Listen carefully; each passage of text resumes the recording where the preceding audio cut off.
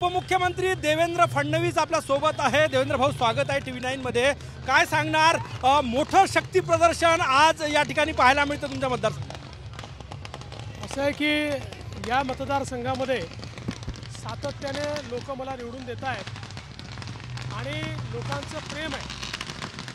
मी केवळ 3 वेळा मतदारसंघात आलो तरी देखील लोक प्रचंड मताने मला या ठिकाणी निवडून देणार आहेत, कारण हा माझा परिवार आहे आणि परिवाराचं प्रेम माझ्या प्रती आहे। जैताळा भागातून सुरुवात केली। जैताळा भागात प्रफुल्ल गुडदेंचा तो परिसर आहे, त्यांचं ते गाव आहे, काय सांग?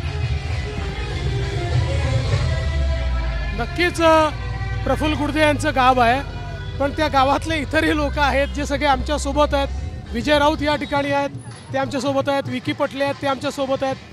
हे त्या गावातले तेवढेच गणमान्य नागरिक आहेत की जे आज आमच्या सोबत या ठिकाणी आहेत। म्हणूनच तुम्ही बघितलं असेल, सर्वात जास्त स्वागत आमचं जैताळ्यात झालं। नक्की जैताळा भागात सर्वात जास्त स्वागत आणि गर्दी आतापेक्षा जास्त तिकडे होती। हो, कारण तिथे लोकांचं प्रेम आहे आणि तिथे झालेलं काम लोकांनी बघितलं आहे। या गावाचं जे काही सगळं चित्र आजूबाजूचं आहे ते आम्ही बदललं आहे। आज हिंदू हृदय सम्राट बाळासाहेब ठाकरे यांचा स्मृती दिन आहे, तुमचे जवळचे संबंध राहिलेले आहे, काय सांगणार? खरा वाघ म्हणून ज्यांचा उल्लेख करता येईल असे हिंदू हृदय सम्राट शिवसेना प्रमुख बाळासाहेब ठाकरे आमचा प्रेरणास्त्रोत आहेत। आणि जेव्हा जेव्हा हिंदुत्वावर कोणी बोट उचलेल त्यावेळी श्रद्धेय बाळासाहेबांच्या स्मृतीला जागृत करून आम्ही अशा शक्तींचा मुकाबला करू। आज ज्या प्रकारे नोमानीसारखे लोक हिंदूंवर बहिष्कार घाला म्हणतायत, वेगवेगळ्या लोकांवर बहिष्कार घाला म्हणतायत, निश्चितपणे अशा वेळी बाळासाहेबांचे विचारच अत्यंत महत्त्वाचे आहेत। काल शरद पवारांनी टीका केली की वोट जिहादचा मुद्दा कुठून आला? पुण्यात एक विशिष्ट समाज भाजपला मतदान करतो तेव्हा आम्ही वोट जिहाद म्हणायचं का? ब्राह्मण समाजावर त्यांचा रोष होता।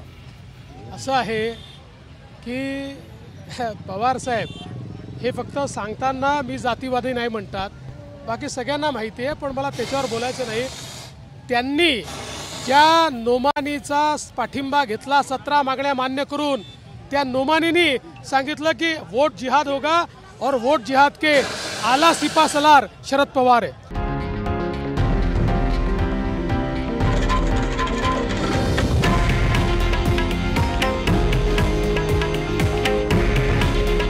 हे आहे देशातील नंबर 1 न्यूज नेटवर्क आणि आपण पाहत आहात TV9 मराठी। काळजी तुमची, हित महाराष्ट्राचं।